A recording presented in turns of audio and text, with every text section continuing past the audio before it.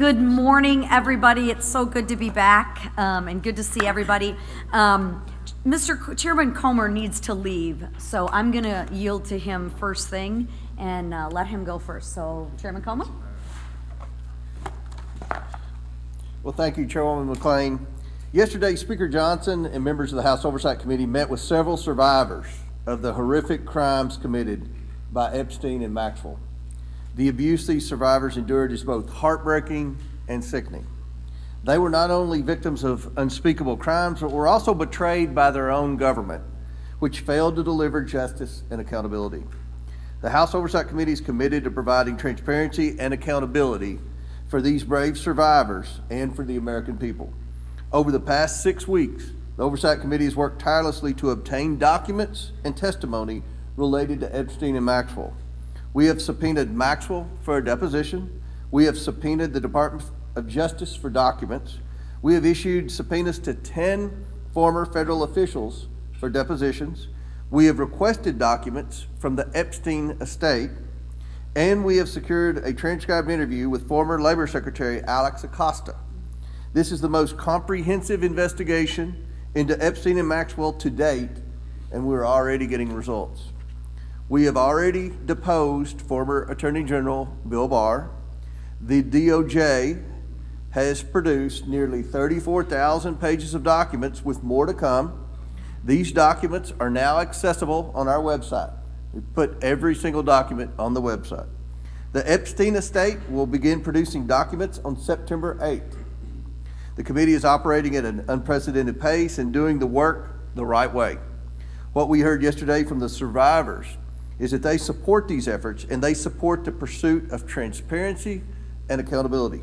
We will continue working tirelessly for these survivors and for the American people. I want to thank Speaker Johnson and his leadership team for giving us all the tools we need to get all the information that the American people want and that the survivors deserve to be able to finally give them some accountability. And I want to thank the Trump administration for working with us and turning over 34,000 documents so far. With that, I yield back. Wow, thank you.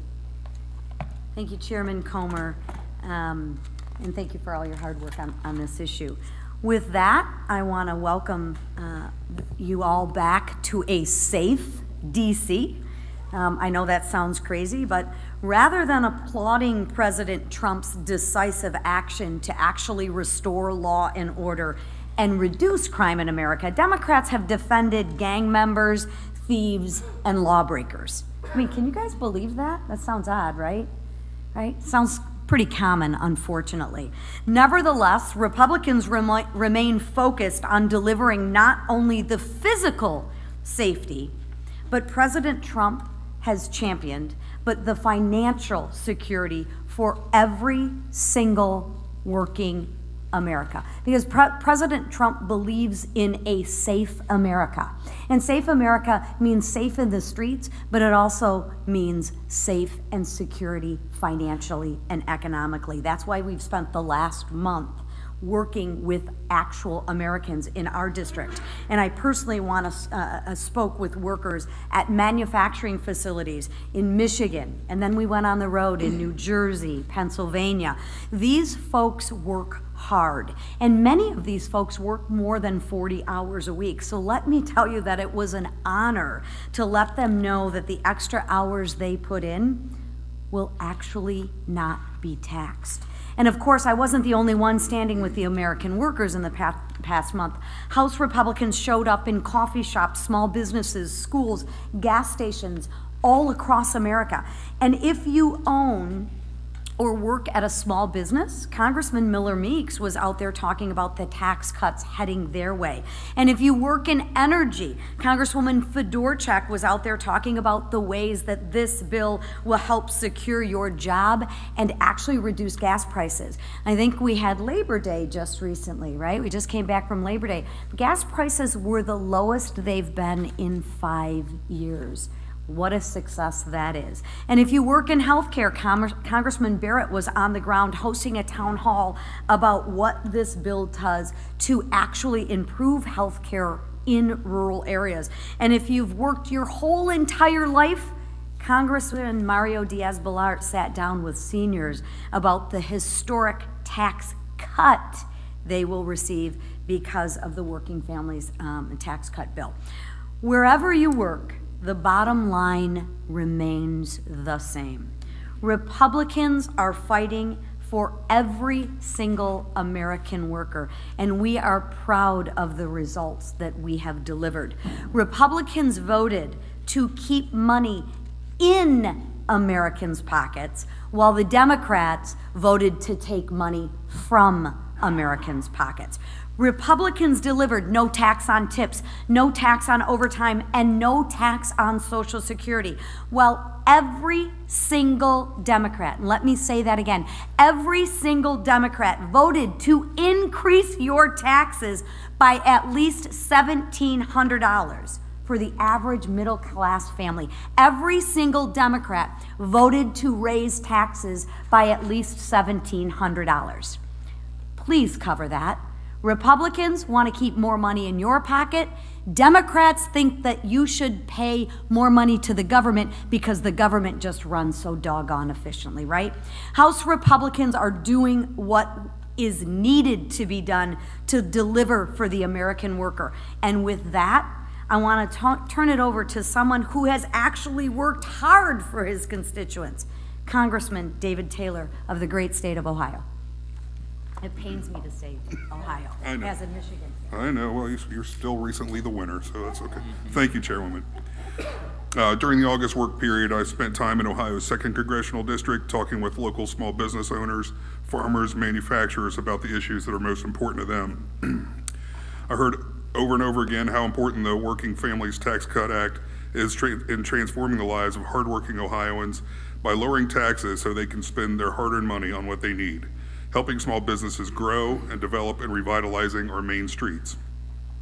As a third-generation small business owner, I know firsthand how a tough economy and skyrocketing taxes make it harder to turn a profit. When I popped into family-owned shops last month, store owners told me how grateful they were with the expanded 199A tax credit that was helping hand they needed to stay in business so they could maintain a presence in our communities. Beyond business, Ohioans made it clear that they don't want illegal immigrants taking benefits that are meant for Americans in need. This is just Ohio common sense. The Working Families Tax Cut Act benefits vulnerable Americans so they can get back up on their feet while kicking off illegal immigrants who never should have received taxpayer benefits in the first place. A common myth surrounding the act is that it will shut down rural hospitals serving Americans across our country, and especially in my district. That is far from the truth. In rural regions like Southern Ohio, the act includes a historic $50 billion investment in rural hospitals, and when I spoke with local healthcare providers, they confirmed how critical this funding is in meeting their most rural patients' needs, and they're very pleased with the results. For Will Minshaw, a young farmer in Pickaway County, Ohio, whose family farm is hitting 200 years in operation next year, the increase in the death tax exemption, which is made permanent in the bill, means it'll be even easier for the family to pass the farm down to him and to future generations. And with family farms making up 96% of all farms in my district, this is huge news for countless farming families in Southern Ohio. That, combined with expanded funding for agricultural trade programs and investment in crop insurance, will give family farmers peace of mind about staying in the business for years to come. I was also proud to see provisions of my USA Car Act, which co-sponsored with Senator Marino, included in the act. It will create a deduction of interest on purchase of American-made cars on your car loan. That will create thousands of jobs across our nation, all while securing our nation's supply chains and invigorating our economy. The Working Families Tax Cut Act is paving the way for economic prosperity for hardworking Americans, and Ohio families are reaping the benefits. I was proud to support it and will continue advocating for the needs of Buckeye families in Congress. Thank you all for being here, and now I'd like to introduce Tom Click, CEO of an aluminum manufacturer, Patriot Industries in Louisa, Virginia. I knew I was going to do that. I got a friend named Louisa, Louisa, Virginia. Tom co-founded this business with his wife, Sarah, and will share a little bit about how the act benefits his employees. See you. Good seeing you. Good man. Good morning, everyone. My name is Tom Click, and in 2010, my wife Sarah and I founded Patriot Industries. We're proud to be one of a growing number of American companies investing in U.S. manufacturing and bringing jobs back to our community. Like most family businesses, we started small with only 1,000 square feet of space and a used pipe threader that I purchased on eBay. Navigating the complicated tax code always seemed like to be a continual challenge until in 2012 when I faced a serious health crisis, and there were moments when we didn't know if the business would survive. But thanks to the strength and dedication of our incredible work family, we pulled through, I recovered, and today Patriot has 3 factories in the USA, 140,000 square feet of space with advanced manufacturing equipment, and employs nearly 100 hardworking team members. I'm here today to say thank you to congressional leadership and to President Trump for permanently locking in tax policies which are already having a positive impact, not just on our family business, but on our employees and their families. Locking in the 20% small business deduction, restoring full equipment expensing, and protecting our family from the nightmare of the death tax, or as I call it, the survivor's tax, because that's who the burden ultimately falls on, are big wins for small businesses like ours. But most importantly, the One Big Beautiful Bill benefits our employees through lower tax rates, a larger child tax credit, and a doubled standard deduction, giving our hardworking team members more take-home pay for day-to-day necessities like groceries and helping them build a better future for their families. So on behalf of our family business, our nearly 100 employees and our trade association, the National Association of Electrical Distributors, thank you all for finally providing the tax certainty businesses like ours need to continue manufacturing more great American products and hiring more great American workers. Thank you, may God bless you, and may God bless America.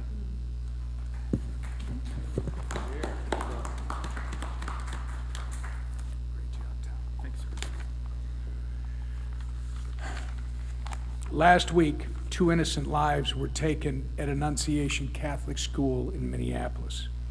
As a Minnesotan, a father, and Catholic, words cannot begin to describe the amount of heartbreak and anger we feel over this unspeakable act of evil. Our prayers continue to be with the victims, their families, and everyone who is impacted by this horrific event. We pray because, despite what some may say, prayer is powerful. Thank you to FBI Director Patel, Deputy Director Bongino, and to our local law enforcement for all their efforts. Thank you to President Trump for reaching out to Governor Walz to offer support and ordering that all flags be flown at half-staff in honor of the victims. And thank you to Vice President J.D. Vance for being in Minnesota today to pay his respects to the victims of this tragedy and their families. They need to know that someone cares. This senseless tragedy was carried out by a very broken and deranged individual. He is the unfortunate picture of the current mental health crisis we have here in the United States, a mental health crisis that has been normalized and exacerbated by extreme Democrat policies. We cannot allow any more innocent lives to be taken by someone who should have received help long before they had a chance to become violent. Not to mention the far left anti-law enforcement policies of Tim Walz and Democrats in Minnesota that encourage crime. The way forward is to address the mental health crisis and empower law enforcement to crack down on crime, just as President Trump has done right here in our nation's capital. The American people elected our Republican trifecta with a mandate to restore law, order, and prosperity to our communities. And that is exactly what we have done over the last 7 months. This August, I had the privilege of being back in my home state to discuss how Republicans' working families tax cut is benefiting Minnesotans. It was an honor to host several Trump administration officials, including Labor Secretary Lori Chavez DeRemer, Environmental Protection Agency Administrator Lee Zeldin, and Federal Transit Administration Administrator Mark Molinaro, who all helped highlight the ways this once-in-a-generation piece of legislation improves the lives of so many. From no tax on tips and overtime to historic tax relief for American manufacturers that you just heard about from Tom, Minnesota workers and businesses are benefiting from this monumental bill. While in my district, I got to visit New Flyer's bus manufacturing plant alongside FTA Administrator Molinaro, American manufacturers like New Flyer can expect a major boost thanks to provisions like full expensing and bonus depreciation. With 12% of employment in Minnesota being in the manufacturing sector, hundreds of thousands of Minnesotan workers stand to benefit. The Republican trifecta's working families tax cut unleashes growth and opportunity like never before, and we're just getting started. With that, I turn it over to our great leader, Steve Scalise. Thank you, Whip, and our prayers are with you and the people of Minnesota for that tragic shooting. And as we come back to DC, it is encouraging to see a much safer nation's capital. And it is clearly the result of the work of President Trump, who said early off he was going to make America safe again. And you don't just do it through words, you do it through actions. And those actions have been significant. Those actions are noticeable when you go around the district, when you talk to people here in DC who can feel the presence of those National Guard troops. I want to thank all the states who have sent National Guard troops. Proud that my home state, the Speaker's home state of Louisiana, is one of those who have sent over 100 of our Louisiana National Guard to be a part of helping making our nation's capital safe. And we're going to continue to take steps to do things here in Congress to address some of the other problems in our nation's capital. Worked closely, in fact, spoke with President Trump just a few days ago about some of the actions Congress needs to take to address the things that DC has done, self-inflicted wounds, so to speak, that they have passed through the council to make it easier for hardened criminals to walk free, even if they get arrested.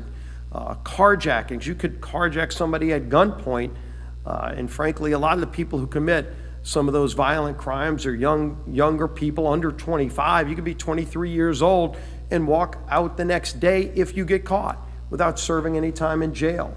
And I think a lot of people are outraged by that, but it's ordinances on the books in DC that lead to that. It's soft on crime judges because of a weak judicial nominating commission that is stacked with far leftists who are who themselves soft on crime, and because of that you get judges that are soft on crime, and all that does is creates more victims, senseless, needless victims of crime that shouldn't be if you only had better ordinances. And so our oversight committee is going to be going to work next week passing a package of bills to address a lot of those problems that DC created, to fix it so that criminals can't just walk free.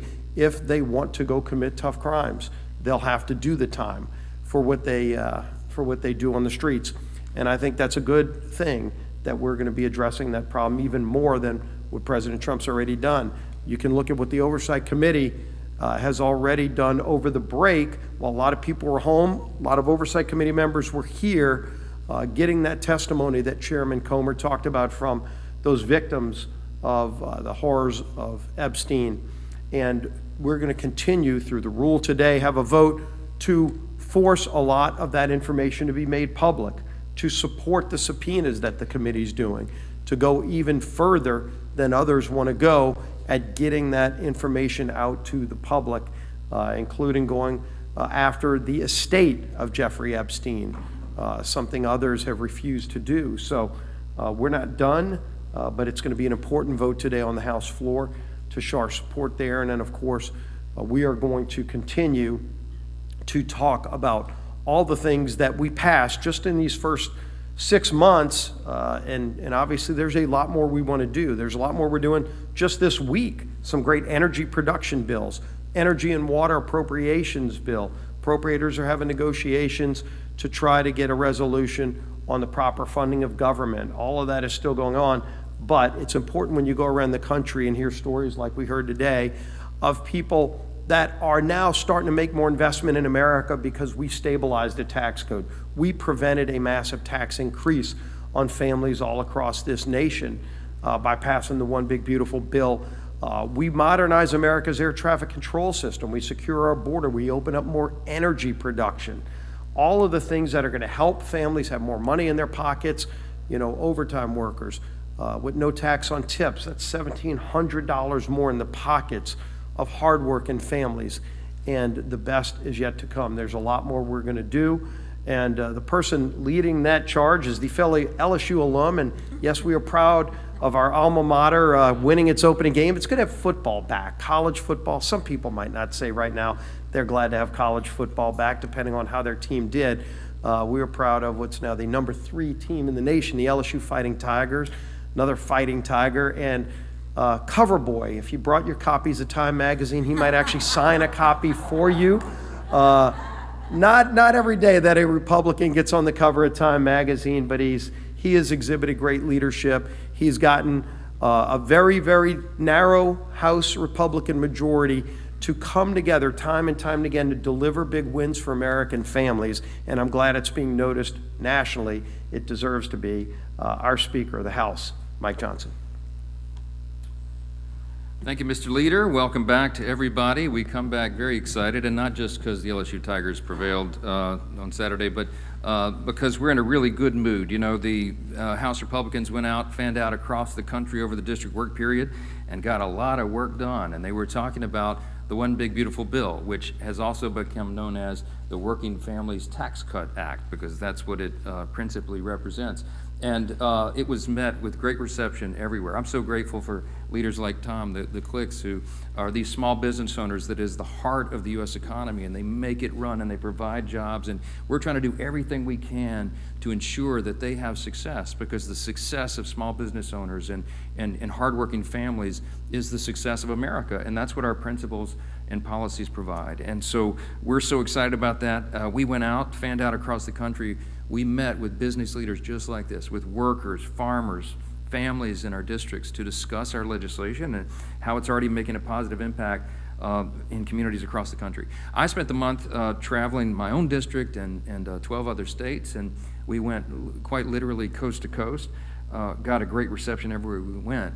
In my district, I met with farmers who will benefit from the permanent relief from that death tax, and small business owners just like this, who can now plan for the future better because of tax certainty and increases in the small business deductions.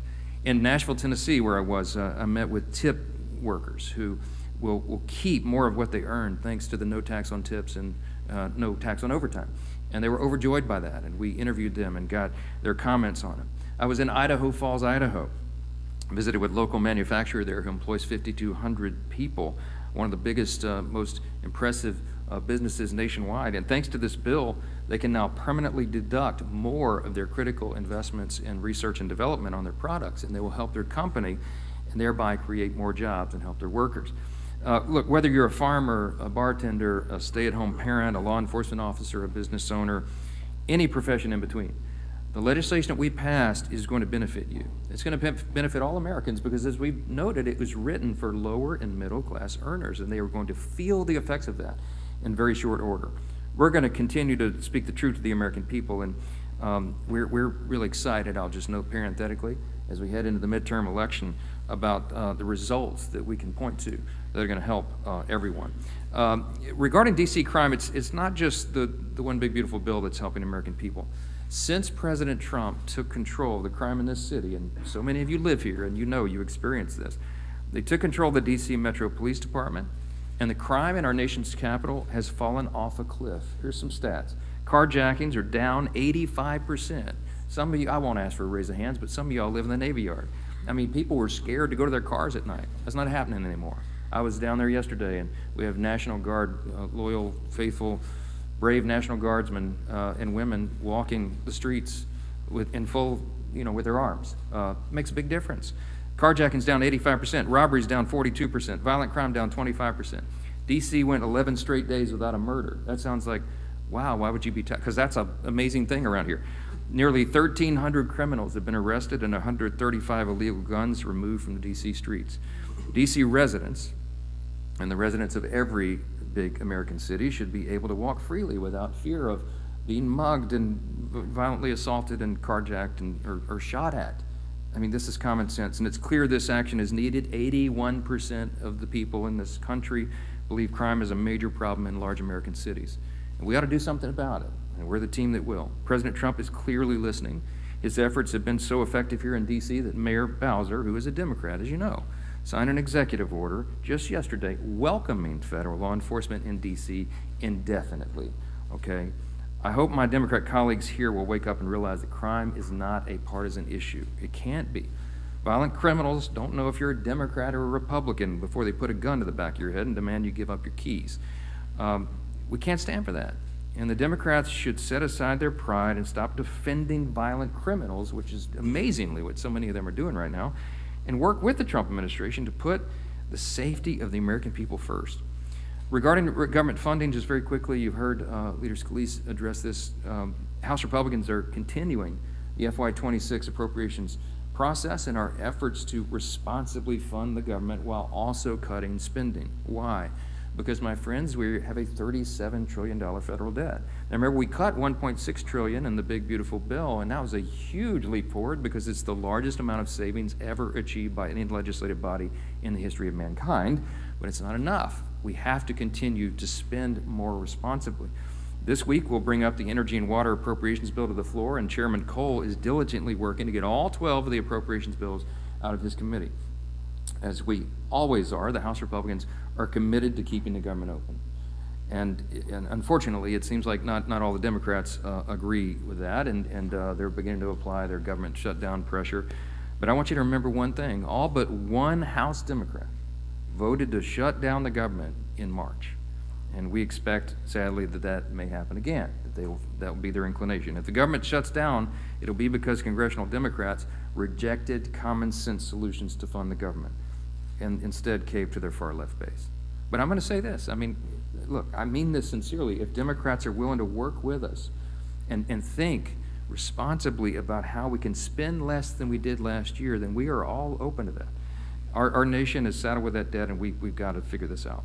Last thing I'll note, and then we'll go to questions. I just got a comment on Governor Newsom and his anti-Christian rhetoric, anti-religious rhetoric.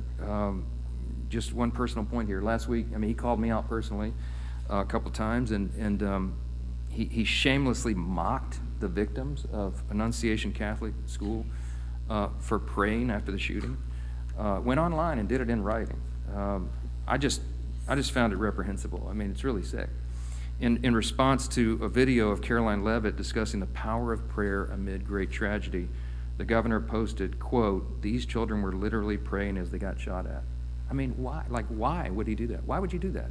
Except that you were starving for attention. It's detestable. 2 children were murdered.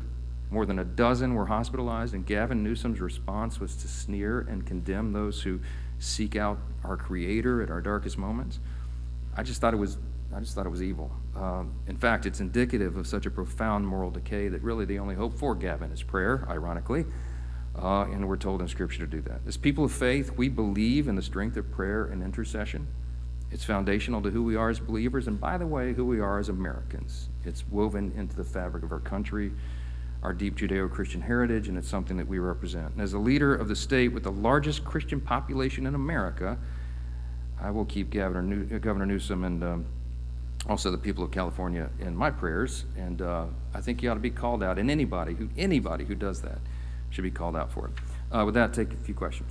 Yes, ma'am.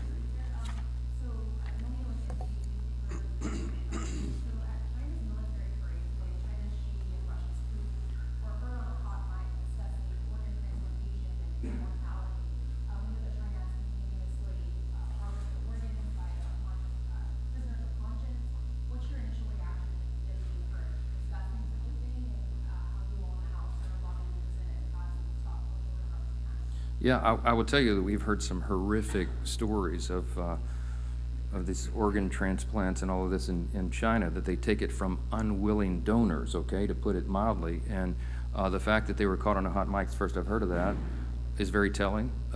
It tells you what their worldview is in contrast to ours. Speaking of evil, we've heard of, terrible stories. I've heard terrible stories of the Uyghurs, for example, this persecuted religious minority that they were using to harvest organs from. I mean, look, I've not seen the evidence of that, but if the leaders are talking about it, it should alarm us. The United States, we're going to stand for morality and ethics, and we're going to stand against that. There's legislation, as you know, that would address it, and we might need to put that at the top of the priority list if that's what's happening. So that's news to me. Yes, sir. Hi,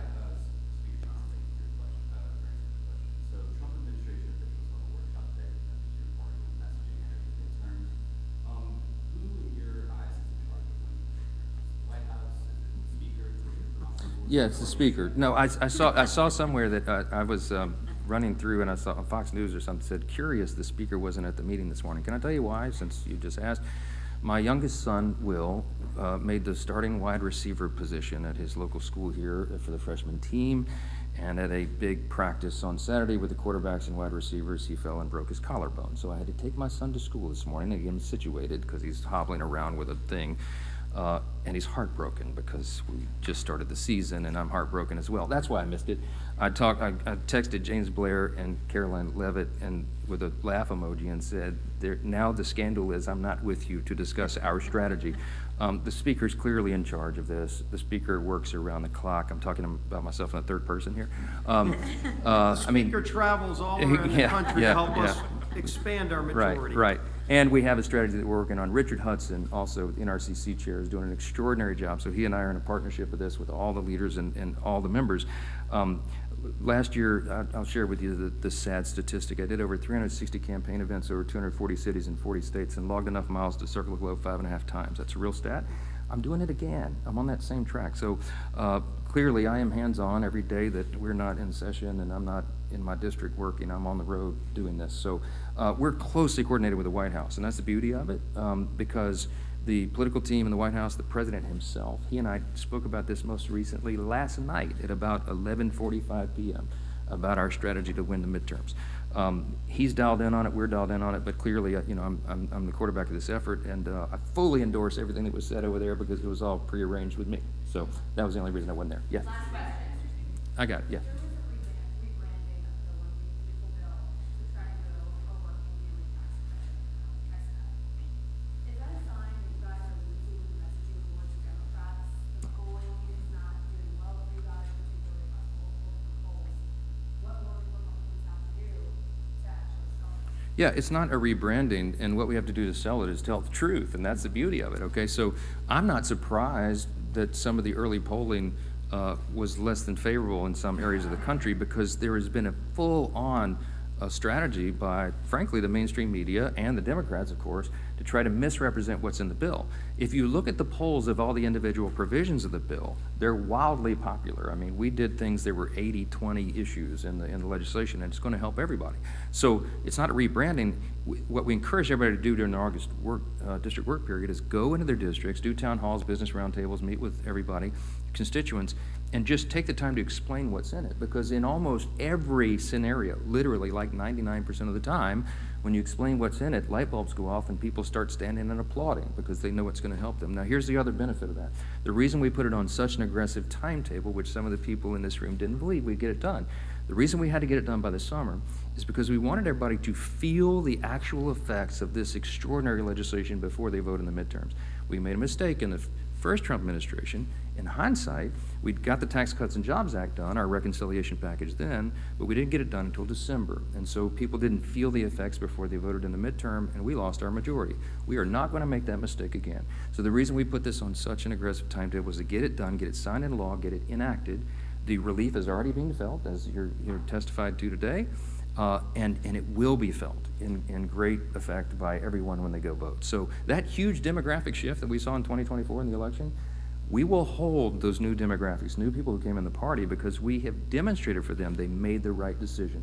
While Democrats are flailing and about to elect an actual Marxist to be the mayor of America's largest city and formerly the cradle of capitalism, we are out talking about common sense solutions for the pocketbooks of moms and dads and hardworking families everywhere. And they're going to feel that, and they're going to reward us for it. Last one over here is. Speaker, thank you so much. The NDAA, pro-life provisions, transgender surgeries, is that still a red line for the Republican Party? And then also, Democrats are considering midterm conventions. Is this something that Republicans are considering as well? I'll address the NDAA first and then that.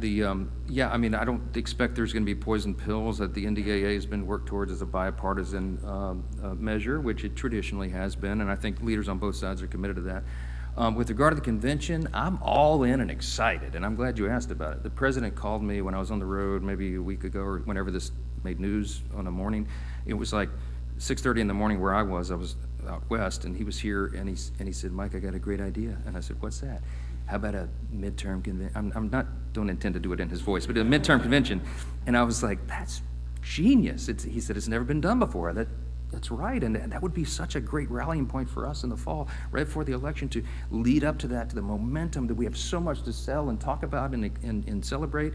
And of course, he loves a big show, so he and I both agreed, and he was going to call Leader Thune and of course our new chair of the RNC, because they get to put on the show. And so I think everybody's on board, because when I was packing my bag to leave that hotel room, about 13 minutes after I hung up the phone with him, Fox News and the Chiron said, breaking news, president calls for midterm convention. So I think that's a done deal now. So look, I'm really excited about it. I can't wait. We have so much to celebrate, and it will be hilarious if the Democrats try to do the same, because if they're going to put on display what they did at their little workshop a couple weeks ago, bring it, okay?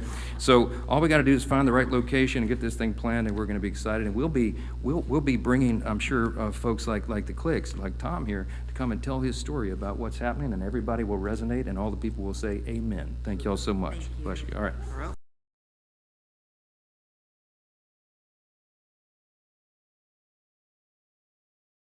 And welcome back. I know you're all thrilled that we are here in town. Great to be back. So thankful to be joined today by our newest Democratic Caucus leadership representative, Stephen Horsford from Nevada. You'll hear from him shortly. And of course, Vice Chair Ted Lieu. Throughout the August district work period, the number one thing that we heard from our constituents was a concern about rising costs, especially the skyrocketing costs of healthcare. Thanks to Republicans' big ugly bill, which became law earlier this summer, over 15 million Americans are now getting kicked off of healthcare.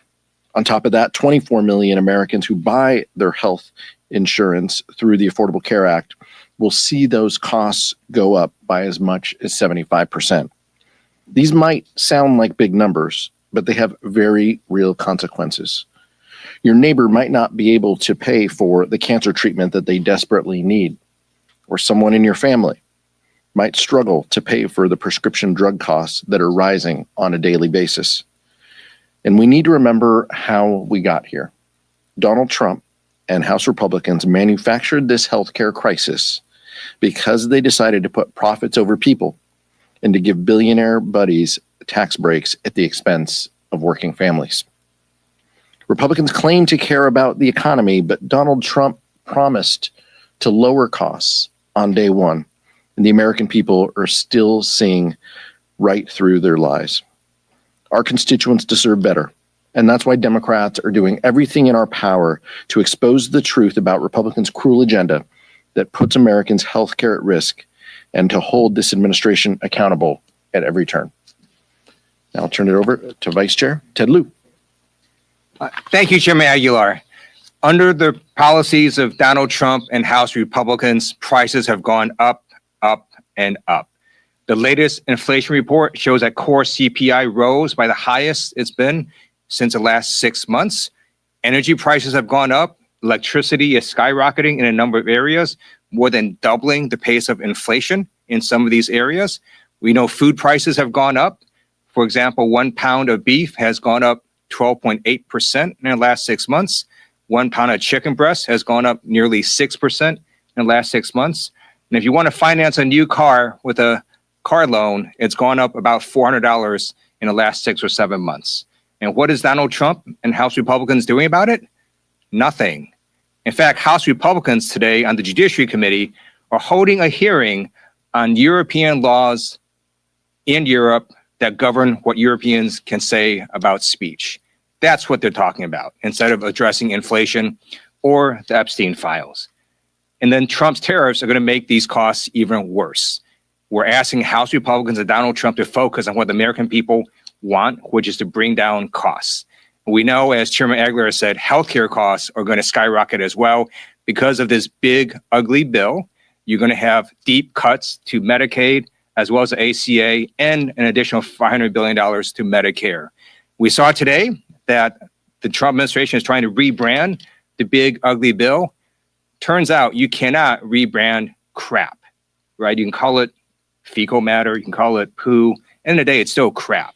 And that's because the big, ugly bill has massive cuts to healthcare, largest in U.S. history. And in exchange, they give really large tax breaks to billionaires and millionaires, including a new yacht tax. Try rebranding that. Now it's my honor to introduce Stephen Horsford. It's an honor to serve with Stephen in leadership. He is a great representative for Nevada, and look forward to hearing Stephen Horsford. Well, thank you very much. It's great to join Chairman Aguilar and Vice Chair Liu for their tremendous leadership. Thank you for including me in today's press conference. I am Congressman Stephen Horsford, representing Nevada's 4th Congressional District, and as the new Democratic Caucus leadership representative for the 5 terms or less members, I'm eager to bring those insights of our newer members of Congress into the Democratic leadership discussions. And that starts with healthcare, which is a fundamental right, human right, and an economic necessity. The American people are scared right now. They're scared because congressional Republicans have cut healthcare to the bone to fund tax breaks for corporations and the ultra-rich. Millions of Americans are now one diagnosis, one broken bone, and one unexpected illness away from financial ruin. More than 20 million people became covered through the advanced premium tax credits. Democrats did that when we passed the Affordable Care Act. We fought to protect those tax credits and extend those tax credits in the Inflation Reduction Act of 2022. But they expire at the end of this year, which means Congress needs to act now to extend them. But so far, Republicans haven't just refused, they've stonewalled our attempts to extend them. And believe me, I would know. They were my amendments. Their big ugly tax scam adds trillions to our debt, kicks millions of Americans off health care coverage by excluding the Affordable Care Act premium tax credit extension, and it makes coverage unaffordable for millions more. People that I represent from North Las Vegas to rural Nevada, people that I'm here to fight for now. A woman named Andrea, whose daughter has schizoaffective disorder. It took 4 years of treatment to stabilize her life. Without affordable health insurance, she couldn't have afforded the consistent care that helps stabilize her, find employment, and return to being a productive and compassionate member of our community. Another named Evan retired with his wife. He tells me that their 2 greatest concerns are the cost of living and health care, both of which were not on the horizon at the beginning of this year. And Kenneth, who contacted my office after a motorcycle accident.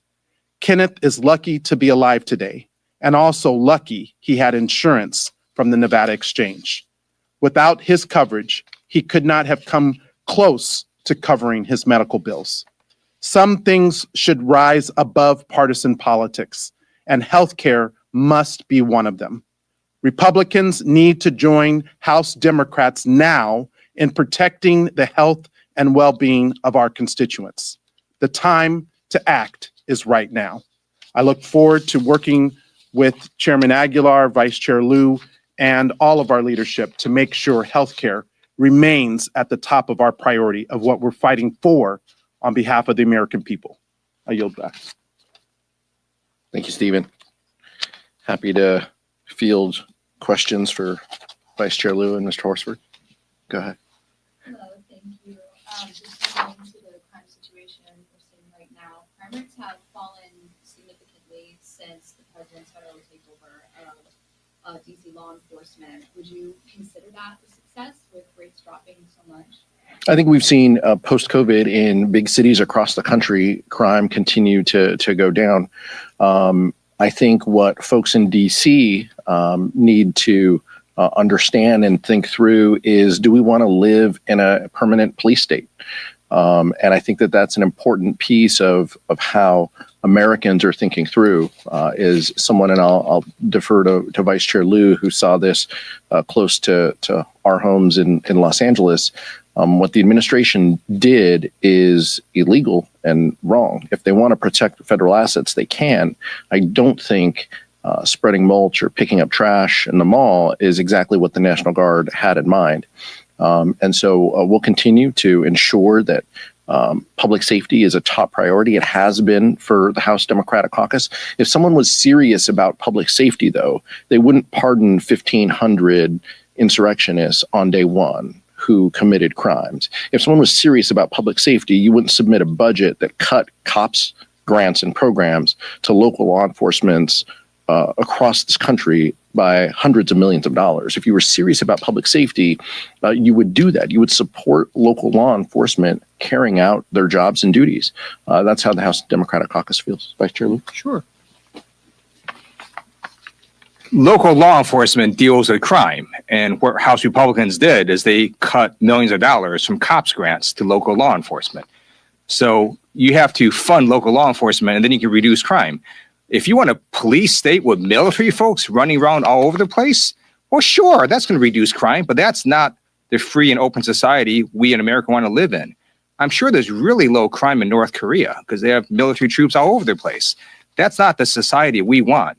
The United States military is designed to fight foreign adversaries, not designed to be unleashed on the American people.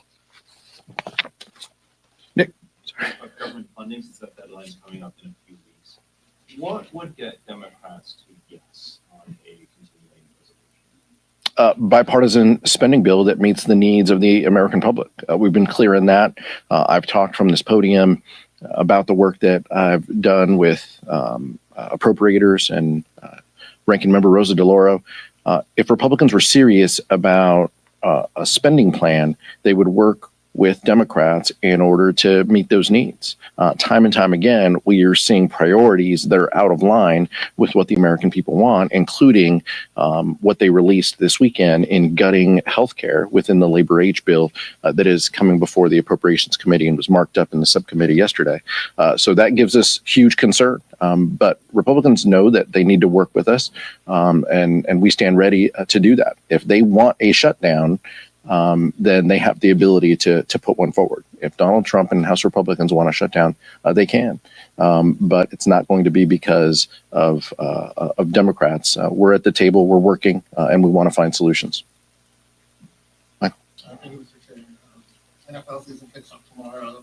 The cost of being a sports fan has just gone up with all of the streaming platforms that sports fans are going to need to watch their favorite teams. Amazon Prime, Peacock, I can just go on and on. Same thing with the NBA season later on that kicks off this year. As you all talk about affordability, do you see the rising cost of being a sports fan as part of the larger pocketbook conversation that you're having with Americans? As you know, a lot of folks are just complaining about all of the different platforms that they're going to need to watch their favorite teams. How does that fit into this larger conversation that House Democrats are having about affordability? I appreciate the focus on the NFL. This is a big week for many people, for many House members who come from areas with teams as well. But I think it's a fair point. Millions of Americans turn on Saturday and Sunday this fall to sports as an outlet. Is something they can do with friends and family, is something that brings people together and convenes folks, that supports backyard barbecues and get-togethers. And I do think that the rising costs that people face are not exclusive to housing, healthcare, gas, and groceries, but it includes lots of categories like entertainment, like going out to dinner with your family. Like watching your local sports teams. And I think that's something that we have to be mindful of as well. Many of these media companies are buying each other up and raising costs along the way. Many of them are cutting deals with sports teams to have their own networks, or at least they were a decade ago. That model's changed a little bit. We need to be mindful of that and the role that we play in improving that rate structure to ensure that people have that outlet and that opportunity to convene and get together. As a Browns fan, Ted Lieu has no comment on that. Thank you, sir. I wonder if you could just react to what Vice Chair Lieu mentioned earlier in the presser about this rebrand by Republicans of they're calling it One Big Beautiful Bill. Now they're calling it the Working Families Tax Cut. Do you see that as a surrender on where the sentiment is about that bill right now? I mean, what Republicans don't understand is it's not the language, it's not the title of the bill that people are objecting to. It's the substance. It's that this is bad policy and people see through that. There's not enough lipstick you can put on this pig to make that any better looking. That's the concern that the American public has. And so after months and months touting their one big ugly bill, now they want to pivot. They can send J.D. Vance across the country. They can spend millions of dollars on a marketing campaign. It's not going to change the fact that over 15 million people are going to lose their healthcare coverage as a result of their bill. It's not going to change the fact that energy costs are going to rise, healthcare premiums are going to rise very soon to the American public as a result of their bill. It's scary and it's shocking that they feel changing some of the language associated with it is going to give them a lifeline, but that's just not the case. I am not aware of many working families that buy yachts. And so this big, ugly bill has this new yacht tax break that is so good that Forbes magazine published an article where a consultant for billionaires said, quote, too good to be true, referring to that yacht tax break. So what we're talking about really is not tax breaks mostly for ordinary Americans. It's really weighted towards the top 1%. And if you look at the CBO scoring, the lowest income bracket actually has a taxes increase over the life of this bill. So that's what this bill actually does. And I'll just add, as a member of the Ways and Means Committee, we actually had a Ways and Means field hearing in Las Vegas at the end of July, at the beginning of the district work period, the Friday before the district work period. And they came to try to sell their one big, beautiful bill. And what came out of that hearing is that any benefits for working people are temporary and capped, while the benefits for the very wealthy and big corporations are permanent and have no caps. Whether it's no tax on tips or overtime, workers feel betrayed when they're promised something during a campaign, and then when they find out about the details of it and realize that it either doesn't apply to them or it's not what was promised, it's actually a betrayal of the American public who believed that they were going to get relief from this big ugly bill. So not only are they losing health care, the benefits go to the wealthy. It also adds $3.4 trillion to our federal debt at a time when American families are struggling to cover the cost of rent, childcare, and healthcare, which are the pressing issues that the majority of constituents are facing every single day. So when it comes to working with Republicans, negotiating with them regarding government spending, can you kind of talk about how you all are kind of approaching negotiations with them? Rosa DeLauro on our side, the ranking member of appropriations, leads those discussions with her counterpart, Chair Tom Cole. They will continue to have conversations, as will members of the leadership team with their counterparts. Like I said, if Republicans are serious about this, they will work on a bipartisan solution that meets the needs of the American public. That has been and continues to be our focus, to work in the committee process to make sure that these bills meet the needs of the public. That has not been the case. House Republicans have advanced bills that don't do that, and it's unfortunate. But Ranking Member DeLauro will lead those conversations for House Democrats, working closely with Leader Jeffries. Thank you.